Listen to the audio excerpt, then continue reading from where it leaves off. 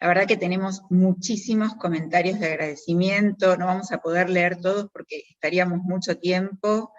Evidentemente se estaba necesitando esta charla, así que estamos muy contentos de haberla promovido.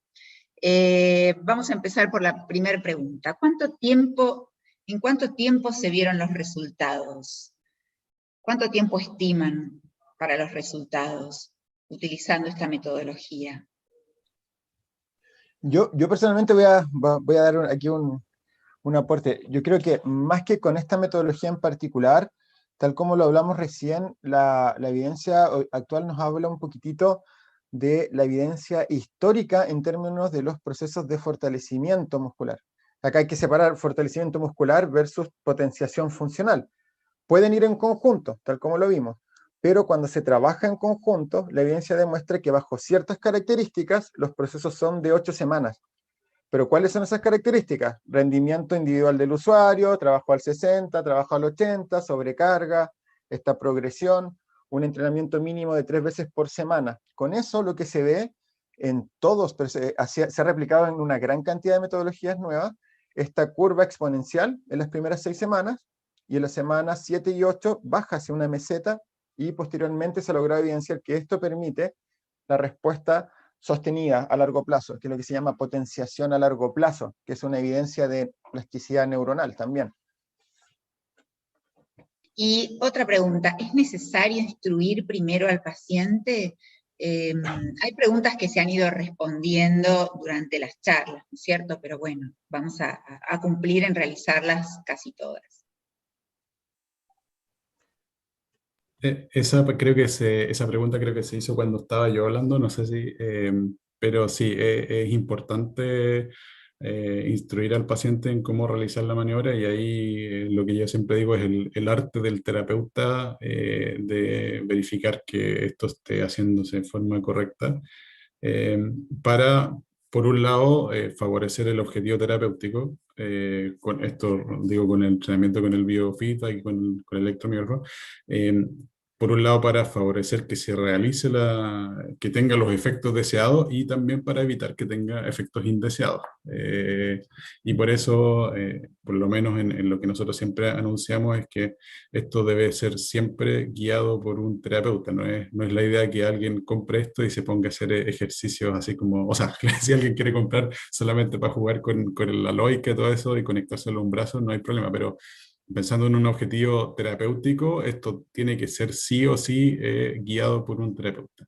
Y el tema del entrenamiento o de que el paciente entienda, o del usuario, como dice Gabriel, que le encuentro mucha razón en su salvedad, es que debe entender, o uno debe preocuparse bien de que entienda bien los ejercicios, y ahí hay como una suerte no de contraindicación, pero sí un parámetro en el cual uno tiene que fijarse que, comparto absolutamente lo que dice Gabriel, que esto no es digamos, un bálsamo que cubra todas las enfermedades, sino que hay que destinarlo, hay que ser bien preciso en qué pacientes esto me puede servir y en qué pacientes no me puede servir. Son pacientes, obviamente, que tienen o algún tipo de compromiso con ciencia o de deterioro cognitivo o algún otro tipo de alteración en los cuales no le voy a poder aplicar, o simplemente pacientes que no les resulta, no funcionan, no logran hacer la mecánica del ejercicio, no les va a resultar finalmente. Entonces, esto está ahí, digamos, para una herramienta que se utilice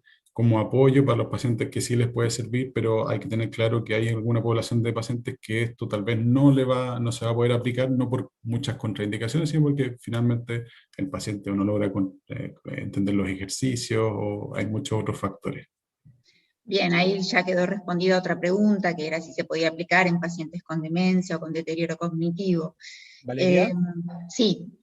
que ahí también hay un tema que es súper interesante, que esto también lo han planteado varios autores, que hablan un poquitito de la necesidad de nosotros como terapeutas de hacer categorizaciones cognitivas y motrices en términos de las tareas de intervención.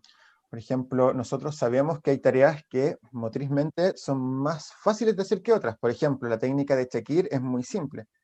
Es una tarea que visualmente la podemos ejecutar en conjunto, podemos modelar un poco su ejecución, y que si lo comparamos con un ejercicio lingual, obviamente va a ser más complejo, porque el ejercicio lingual es de realización más interna, no se logra visualizar, Entonces debemos categorizar desde lo cognitivo, desde el tipo de indicación, cómo se realiza el ejercicio, y también desde lo cognitivo y lo motriz. Desde el aspecto motriz también tenemos el ejemplo de la maniobra de Mendelssohn, que es súper buena, que tiene buena evidencia, pero que es súper compleja de realizar.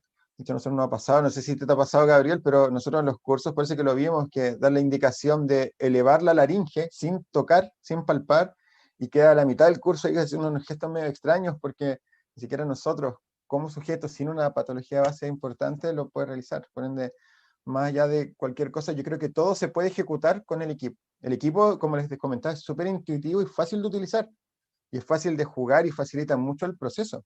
En términos de la tarea, es donde está un poco nuestra labor de generar esta práctica previa, no es llegar y utilizarlo de forma conjunta. Ahí yo quería agregar algo con respecto a los pacientes con demencia. Claro, por ejemplo, si uno tiene un paciente que tiene un Alzheimer y que el perfil de la demencia es más que nada un problema amnésico y de orientación espacial, pero desde el punto de vista motor no tiene mucha apraxia y no mucha apraxia que sea orolingual y no hay un componente tan importante del lenguaje y todo eso, tal vez no va a tener ningún problema en aplicarlo en ese paciente, pero un paciente que tal vez está con un montón de apraxia, sobre todo orolingual, o que está con mucha dificultad en funciones ejecutivas, hay otro componente que sí tal vez le va a dificultar. Entonces, también ahí hacer como la escala de grises, digamos que no significa que porque tenga demencia esto no se puede utilizar, o sea, hay que verlo de paciente a paciente. Exacto, a ver si se puede condicionar o imitar o a través de algún método alguna conducta. Valeria, sobre lo mismo, eso mismo te quería hablar del tema de condicionamiento. Por ejemplo, yo lo he utilizado el MG1 con personas con demencia, incluso demencia moderada severa, un CDR de 2 más o menos, y tú lo puedes usar, por ejemplo, con un input sensorial. Entonces, por ejemplo, el usuario puede tú calcular la variable y cuando venga el handicap o el usuario tiene que hacer la contracción, con estímulos fríos, puedes desencadenar, por ejemplo, la succión y la deglución al mismo tiempo que desencadenas la curva del MG1. Y funciona generalmente bien. No sería biofeedback per se o directamente, pero tiene este recurso y generalmente cuando el usuario ya más o menos lo va entendiendo, participa un poco más de la intención de hacer el ejercicio. Perfecto, exacto. Respondida a la pregunta. Y uniendo acá varias preguntas a la vez, ¿en qué tipo de poblaciones? ¿Hay algún tipo de población en la que esté contraindicado su utilización? Y hay experiencia, les hago varias preguntas juntas, ¿hay experiencia? ¿Se puede utilizar en pacientes con Parkinson, en pacientes con esclerosis lateral amiotrófica, en esclerosis múltiple? ¿Hay experiencia en esto? ¿Hay algunas publicaciones? Y también, bueno, repito, ¿hay alguna patología en especial donde esté contraindicado? No sé, Hachi, si has tenido experiencia de contraindicaciones con biofeedback. Contraindicaciones, yo diría que salvo lo que comentaron ustedes mismos, que salvo tener patología en la piel, Claro. contraindicaciones básicamente uno piensa en una aplicación de un tratamiento que puede ser contraproducente o producir deterioro en la enfermedad o producir algún otro tipo de efecto adverso en el paciente. En general, si uno toma eso, salvo patología o problemas de la piel o que tenga una herida, sí, o etcétera, o alergia a los materiales de los electrodos, que eso básicamente es donde puede haber problemas, salvo eso no hay una contraindicación formal. Lo que sí obviamente son casos en los cuales esto puede funcionar mejor y en otros casos en los cuales puede no funcionar tan bien, pero que hay alguna enfermedad que contraindique su utilización, no. Y de hecho creo que había una pregunta por ahí, un paciente que tiene un estimulador vagal por tratamiento de epilepsia, tampoco contraindicaría el uso porque esto no está entregando electricidad al usuario, sino que, o sea, sí, para poder medir la corriente que se genera, sí hay que entregar una electricidad, pero es del orden de los nanoamperios, o sea, es una cosa Sí, infinitamente pequeña. yo creo que lo Pero que solamente puede... es como poner un micrófono, por así decirlo, para Sí. registrar el ruido que produce el músculo, Sí. por así decirlo. Yo creo que lo que puede confundir es el concepto de electrodo, que siempre hemos pensado el concepto de electrodo como de estimulación eléctrica, pero es importante recordar que acá el usuario no siente nada. el usuario solamente modifica su parámetro de contracción para modificar algo externo que no es parte del cuerpo. Lo que el usuario obviamente va a sentir es la información somestésica de la piel con el electrodo puesto, pero no siente vibración, no siente corriente, no siente calor, no siente dolor, no siente nada.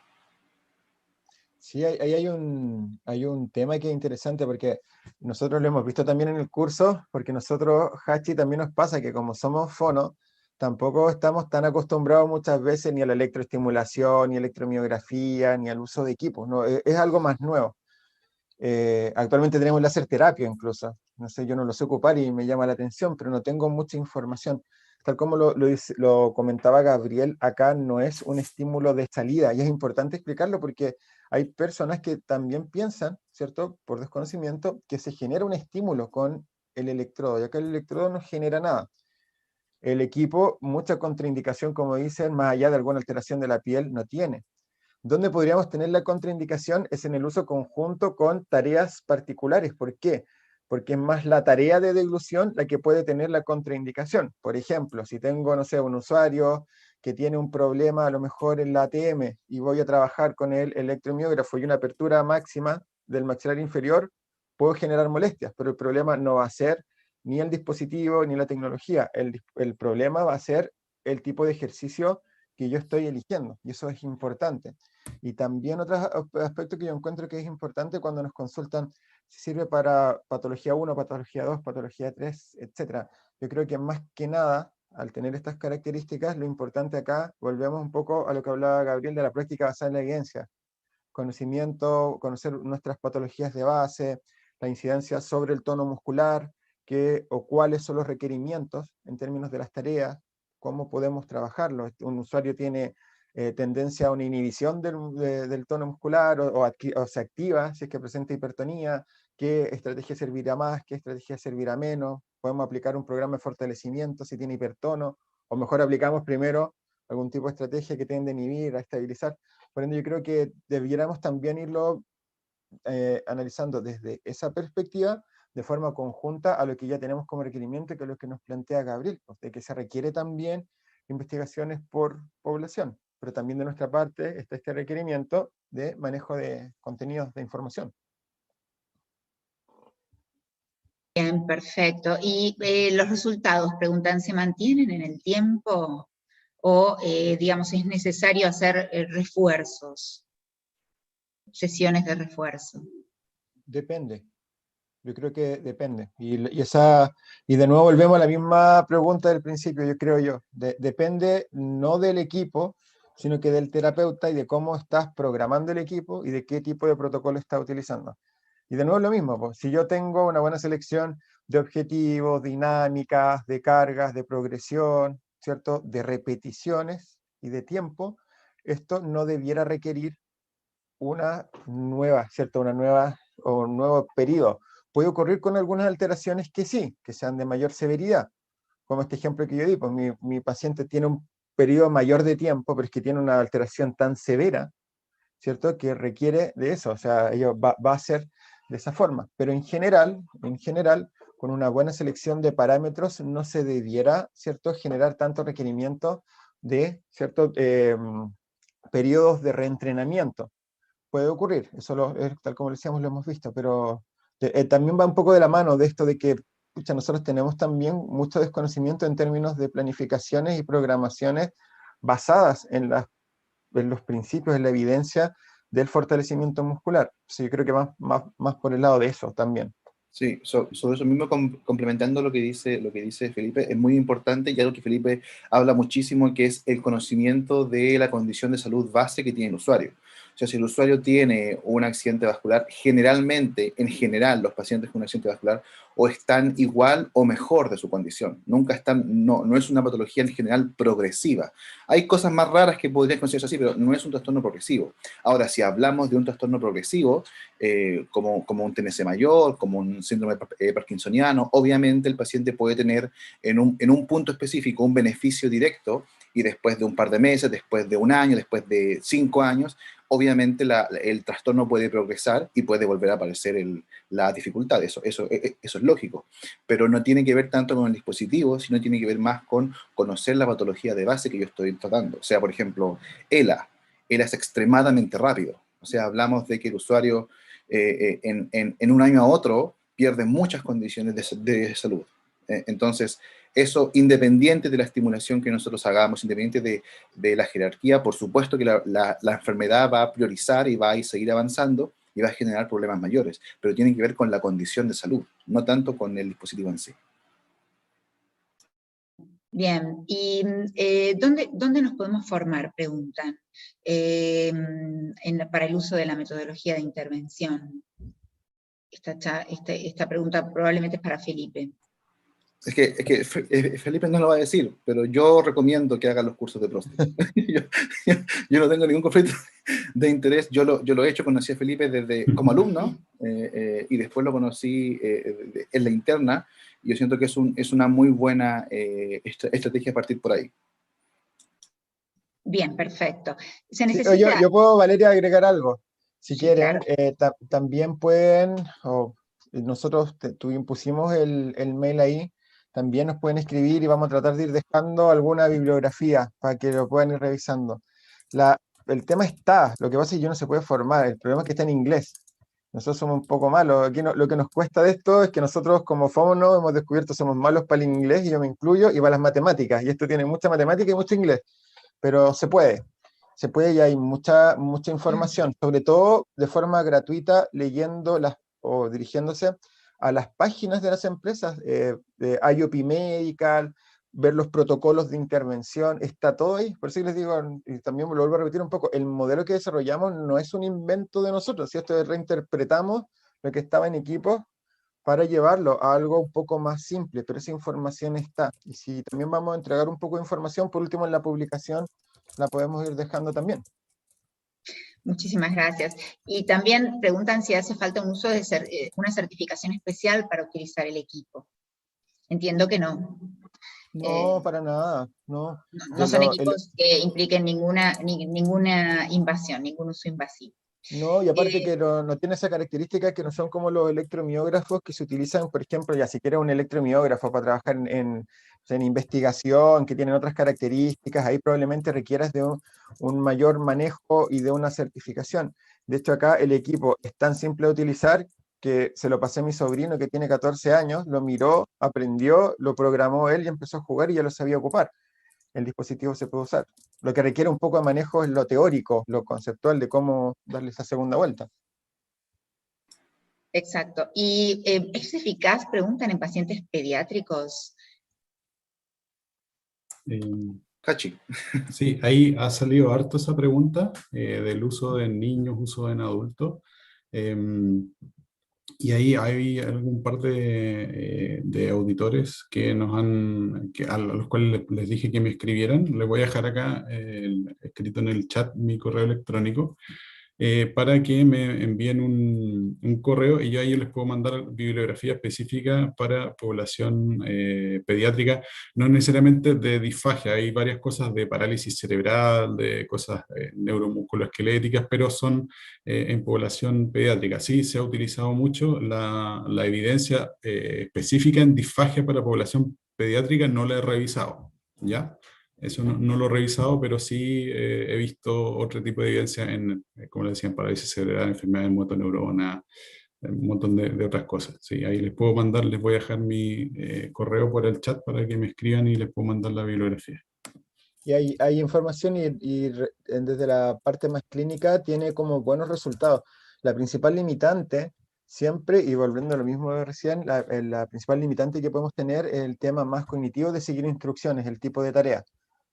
Pero en general, no sé, nosotros tuvimos en algún minuto la oportunidad de trabajar con un equipo que se llama también TPS-100, este equipo es de presión lingual, pero que también tiene este tema del feedback y la interfaz hacia el control de un juego, con electromiografía también hacia el uso como interfaz hacia control de juegos.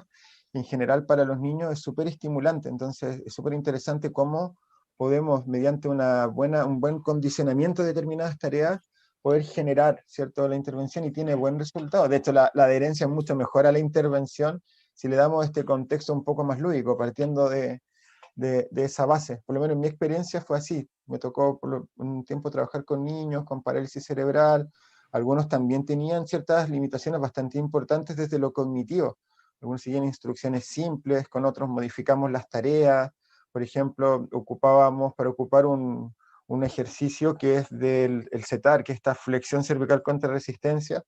Un alumno encontró un balón que generaba luz con la presión. Entonces trabajamos con un espejo del balón, presionaba, generaba luz, veía, aparte estaba mirando la pantallita que se controlaba con el dispositivo. Entonces tiene una buena implementación, pero tiene la limitación de que alteraciones significativas en lo cognitivo, si no sigue instrucciones, obviamente va a dificultar un poco. Este tema yo siempre lo veo y lamentablemente se toca al final, porque es algo que muy pocas veces se dice, pero la gamificación de la terapia, este concepto de gamificar las cosas, que generalmente por una cuestión, incluso yo diría que hasta prejuiciosa, se ha descrito la gamificación como un recurso terapéutico en población pediátrica. Pero no debemos olvidar que todo el ser humano tiene y necesita tiempos de ocio, y necesita tiempos de juego. Es así. O sea, persona que no juega a nada, ni siquiera hablando de videojuegos, sino que no tiene una actividad de ocio, es una persona que está enferma. O sea, así de claro y de relevante es. Y el dispositivo MG1 tiene una parte de gamificación que no sé, Hachi, si la dijiste en la presentación, no la escuché, pero es muy importante decir que tiene una gamificación de la información. ¿En qué se describe esto? Por ejemplo, el dispositivo viene con unos niveles asociados, donde el usuario, a medida que va progresando su intervención, mejora un nivel y, por ejemplo, hay personajes que están desbloqueados y que tú solamente los puedes, o sea, que están bloqueados, perdón, que tú solamente los puedes desbloquear una vez que avanzas en un recurso terapéutico y que tiene todo una intención de ser para poder generar adherencia al tratamiento. Muchos usuarios mejoran y se genera un rapport mayor, hay mayor confianza terapéutica cuando tú logras generar un ocio terapéutico donde no todo es eleve, suba, baje, apriete, suba, apúrese, lento, con fuerza, que muchas veces es un estímulo bien clínico y poco desafiante para el usuario. Entonces el MG1 también tiene desarrollada esa parte que no siempre se dice de la gamificación en la terapia de evolución y en general en la terapia en general. Bien, Pues, perdón, quisiera agregar yo de que hay si quieren ver una experiencia directa, hay una otra colaboradora de nosotros, y nosotros también trabajamos o favorecemos el uso de esto también en piso pélvico, que es otra área súper importante que genera muchísimos problemas de calidad de vida. Y hay una colaboradora de nosotros que se llama Claudia Arellano, que pueden ver su Instagram. Ella tiene experiencia de utilizarlo con electrodos de superficie en pelviperineal en un niño que tenía problemas de relajación del piso pélvico. Y el niño a los 2 segundos ya sabe manejar todas las opciones y jugar de nuevo y todo el cuento. Y lo interesante fue que con muy pocas sesiones, o sea, perdón, ni siquiera sesiones, pero con muy pocos ensayos del juego, pudo aprender a comenzar a relajar la musculatura pélvica. Entonces fue muy fácil para él hacer el loop de feedback que le permitió controlar mejor el piso pélvico y establecer una relajación. Entonces los niños yo creo que es una población tremendamente susceptible, más que los adultos. Lamentablemente no hemos tenido tanta experiencia utilizándolo en población pediátrica. Sería súper entretenido tener como toda esa, desarrollar más área, pero ahí pueden ver en ese video cómo un niño muy rápidamente ya adquiere, como son nativos tecnológicos, adquiere el uso de la aplicación, es muy fácil y ya ni siquiera el terapeuta ya es como, dame, yo opero el celular acá. Entonces aprenden muy rápido. sí, seguro es una población target para esto. Y preguntan con respecto al uso en pacientes traqueostomizados, si hay que esperar a la decanulación o se puede usar con la traqueostomía in situ. Yo tendría... dale, Gabriel. No, en general, en pacientes, yo no sé por qué razón se le da una condición de salud distinta al paciente traqueostomizado de otro, ¿ya? Siempre sale como que el paciente con tráqueo es como un ser más extraño que otros usuarios, y en realidad el trastorno de la dilución con el paciente traqueostomizado es muy similar al paciente sin tráqueo. Entonces, como este dispositivo quizás dispositivos como Fagiaflex, como Isotar, Cetar, HOAR, FAR, pueden generar un poco más de problema por un tema de volumen cuando tú pones una presión con el dispositivo. Pero en base al recurso en general, el trastorno de la deglución es muy similar, o yo diría que igual a cualquier otro trastorno deglutorio independiente si el usuario tiene o no tiene alguna traqueostomía. Entonces, no debemos olvidar también que generalmente estas condiciones, si la condición progresa, el usuario saca su tráqueo y comienza a ventilar por vía aérea natural.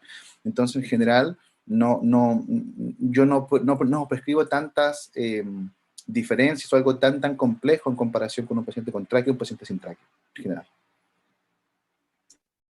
Exacto, no habría ningún inconveniente en utilizarlo en un paciente con traqueostomía.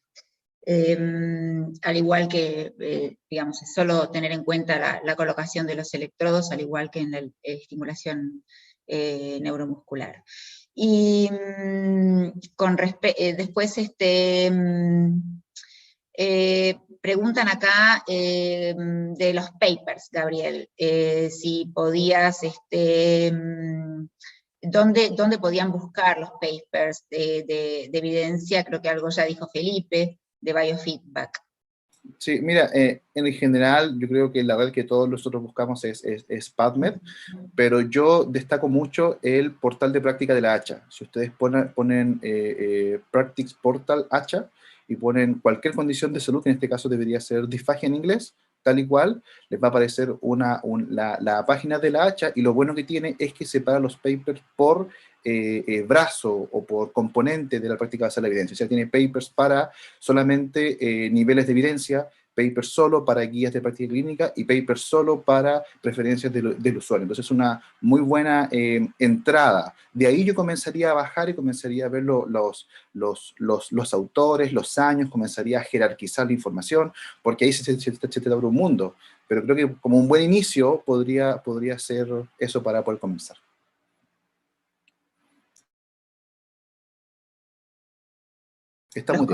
Sí, los comentarios de agradecimiento son muchísimos. Preguntan acá un poco por qué lo de las series, de la cantidad de repeticiones. Creo que lo explicó Felipe. No sé si algún comentario más al respecto. ¿Qué discusión, Felipe?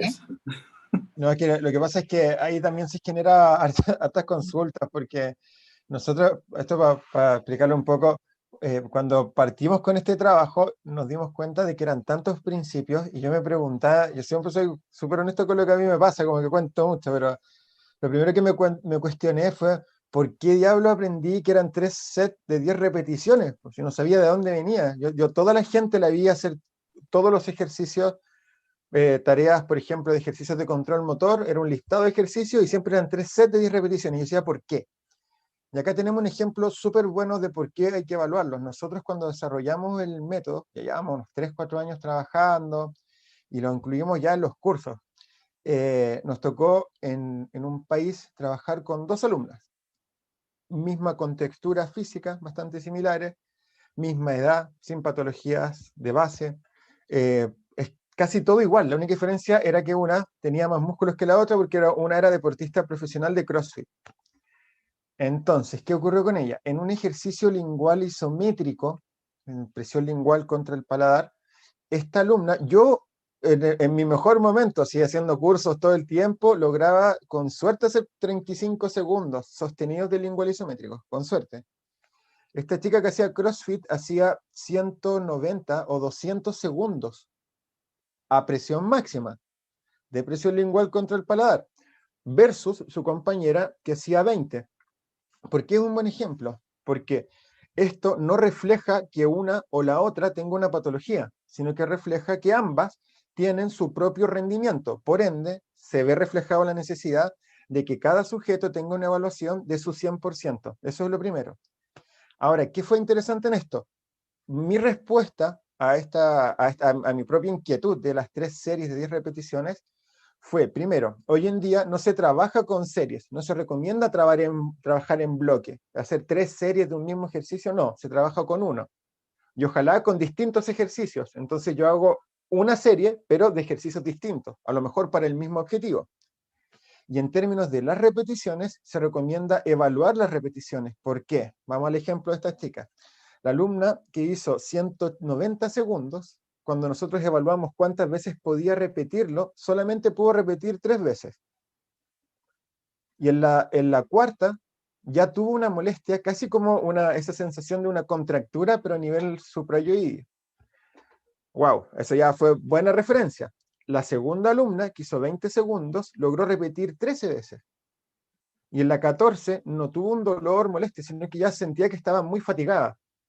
Entonces, una lograba 180 segundos, 3 repeticiones, la otra lograba 20 segundos, 13 repeticiones. Las dos son contexto normal, las dos con sus rendimientos normales, las dos son sujetos normales. Por ende, ¿qué es lo importante de esto? Eliminarnos este concepto, esto viene de los principios de aprendizaje sensorio-motor, de práctica en bloque, de ejecución estandarizada de repeticiones, etc. Hoy día todo se orienta a, ojalá, tener tareas muy próximas a la función o que generen patrones de reclutamiento muscular y contracción muscular similar a la función, orientados al rendimiento individual, 100, 60, 80, a los principios también, y también orientados, ¿cierto?, a estos principios de aprendizaje sensorio-motor. En el aprendizaje sensorio-motor es donde está esta distribución, cómo voy a planificar la ejecución, dónde entra el feedback. Pero también es importante considerar este punto de las repeticiones, pero tiene un sustento empírico. No es algo que a uno se le ocurra de un día para otro. Sí, sí. Bueno, Valeria, esa pregunta yo creo que abre una caja de Pandora tremenda, de un tema que me apasiona muchísimo, que es otra cosa en la que estamos mal como fonoaudiólogos en comparación a otras disciplinas que trabajan con la musculatura esquelética, que es la fisiología del ejercicio asociada a la terapia fonoaudiológica. Y ahí hay un punto importantísimo a describir, y es una crítica académica que yo hago. O sea, no sé, por ejemplo, yo tengo en un altar a Reza Shakir, que lo encuentro un gastro excelente que ha marcado la historia de la intervención en disfagia a nivel mundial. Pero cuando crea este dispositivo y tiene una única medida de terapia, de caracterización de la dosis terapéutica, eso no pasa en ninguna parte del trabajo musculoesquelético. O sea, tú vas al gimnasio, yo no hago ni la mitad del rendimiento que seguramente haría Felipe al lado mío. Entonces yo no puedo tener la carga, la dosis, el entrenamiento, el tiempo de ejecución y de estimulación que tiene Felipe. Entonces yo siento que, ¿por qué son tres series de 10 repeticiones? La verdad es que no hay un sustento real que sustente esta discusión. Se hace porque es como lo que siempre de alguna forma alguien ha propuesto, pero la realidad es mucho más compleja que eso. Y ahí Felipe tiene un punto, que la máxima debería medirse no por protocolo, sino la máxima debería medirse por el usuario. Lo que el usuario máximo puede hacer, ese es su 100%. Y del 100% que el usuario hace, yo recién ahí saco su rendimiento para poder trabajar a su 20, 80, 40, 50% según se requiera. Exacto, una medición basal. Sí. Exacto. Así es. Ahí yo quería comentar el tema de que este punto, este pequeño, como dicen los gringos, el diablo vive en los detalles. Uno se pone a ver los metaanálisis, y justo ahora está acordándome de un metaanálisis del 2007 de biofeedback en stroke, así como en general, qué sé yo, para marcha, para control postural, extremidad superior, no disfagia, bueno, creo que mencionar. Entonces, obviamente, la conclusión del paper o del metaanálisis es que no hay mucha evidencia, así como la mayoría de las metaanálisis de las investigaciones en rehabilitación, como que no hay mucha evidencia apoyando este tipo de intervención en esta población, y faltan más estudios de vuelta. Sin embargo, uno se va a la letra chica y te das cuenta que, ahí yo lo tengo detallado, 5 o 7 estudios ni siquiera detallan cuál es la intervención que se hizo en términos de biofeedback.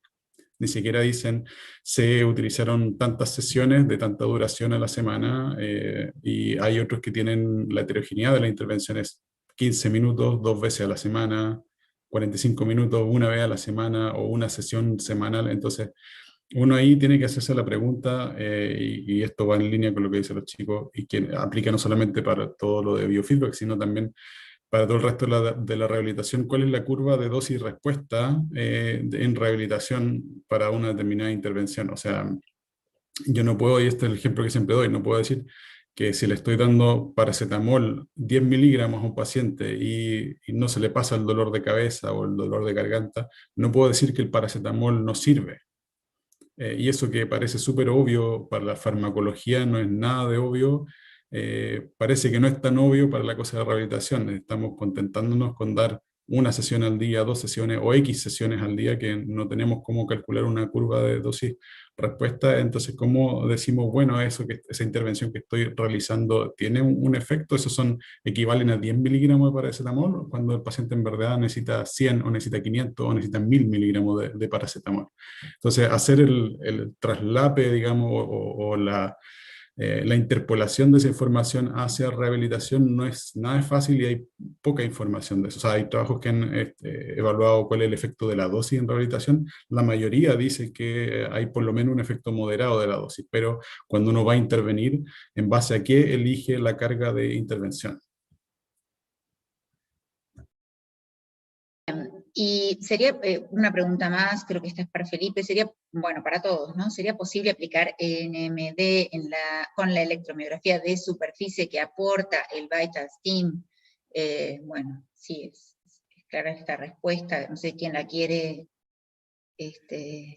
Sí, de hecho acá hay un tema súper particular. Nosotros, tal como lo comentábamos, probamos con muchos equipos, algunos nuestros, otros prestados.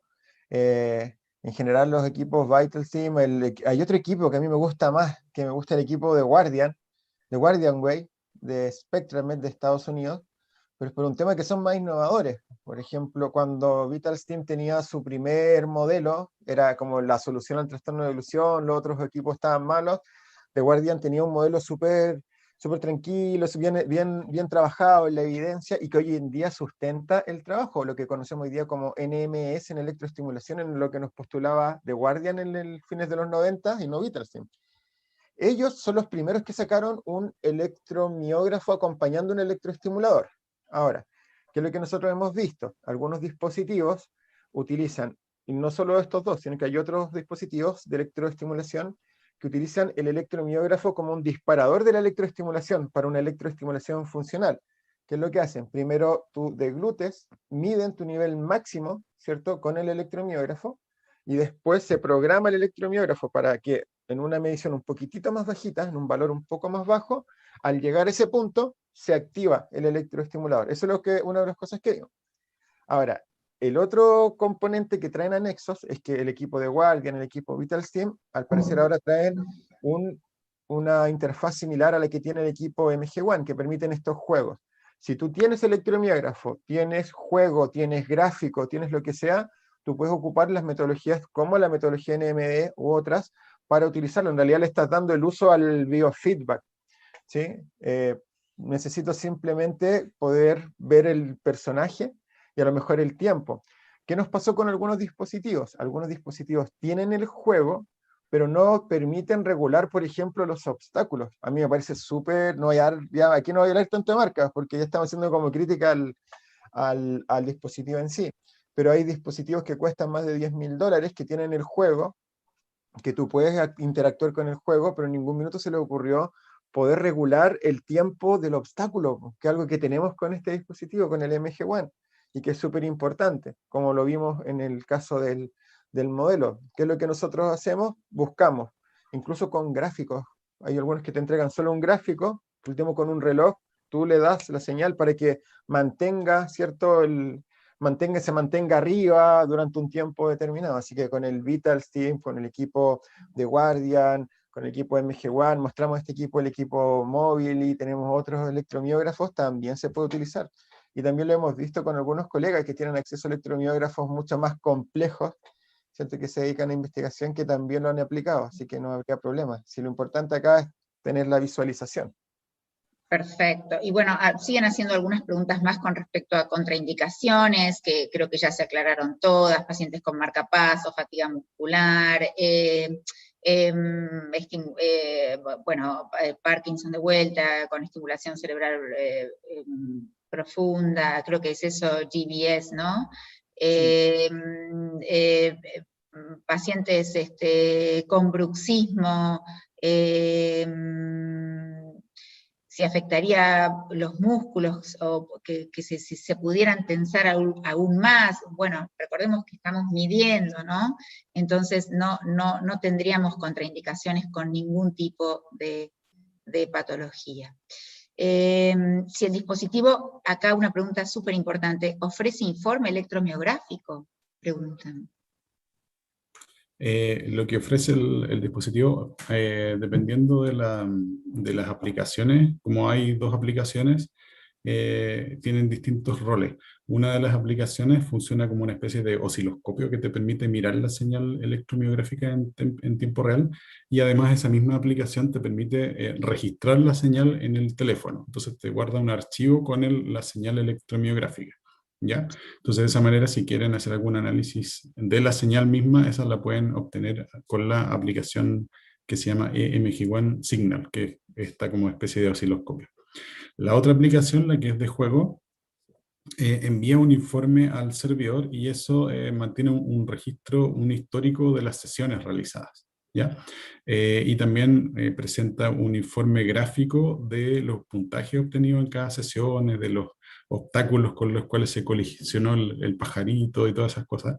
Y también permite descargar eso en forma como una planilla Excel. Entonces, si alguien está interesado en juntar información de varios pacientes, puede hacerlo a través de esa metodología, ¿ya? O sea, eso es lo que ofrece actualmente el servidor. Bien, perfecto. Y preguntan también sobre la utilidad en parálisis vocales, parálisis cordales. Yo creo que ahí es difícil, a veces son músculos tan chiquititos que es difícil accederlo o más que chicos, bien escondidos, digamos, y bien poco accesible al registro de superficie, no sé. Es que, por ejemplo, Podría ser a lo mejor con tarea conjunta, sí, ¿o no, Gabriel? sí, también. La primera pregunta que yo me hago, sin ser especialista en voz, es ¿qué alteración tiene el usuario? Porque si el usuario, por ejemplo, tiene una disfonía musculotensional, seguramente lo que tú tengas que hacer será algo más de relajación, más que tanto de activación. Entonces, es desanclar, es todo lo contrario, no es tanto fortalecer la musculatura suprayoidea.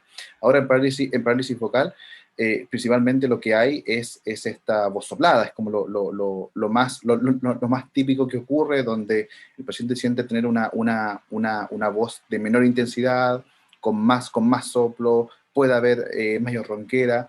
En base a esa lógica, casi todos los dispositivos, y acá hay una correlación muy interesante que se discute entre casi todos los recursos terapéuticos que trabajan la musculatura suprayoidea.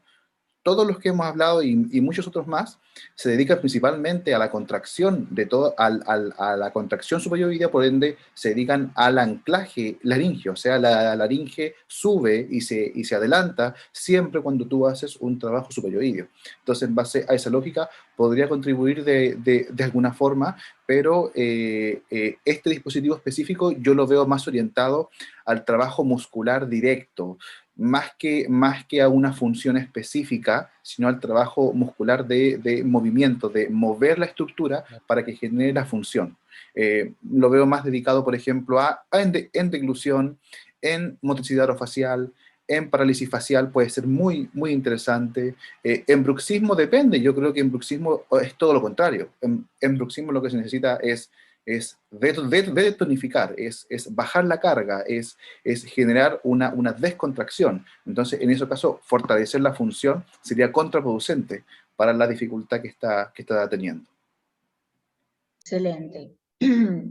Bueno, y también preguntan, o más bien aclaran sobre los beneficios en estética, especialmente en el método MZ. Aparentemente ya han comprobado, ya han investigado sobre el tema y dicen que tiene excelentes beneficios. Esto es para los coquetos y coquetas que, digamos, vamos a lo más importante de la charla, entonces, para recalcar sus beneficios en estética facial.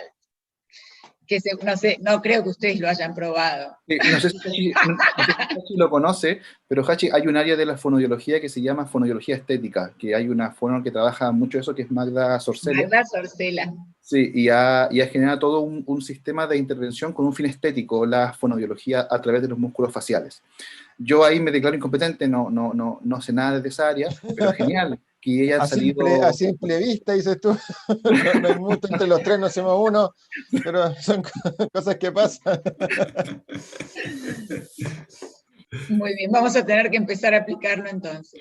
Sí, o sea, yo creo que ahí nos vendrían bien unas Magda. sesiones a nosotros para ponernos Vamos a un poco recurrir a Magda no tan feo.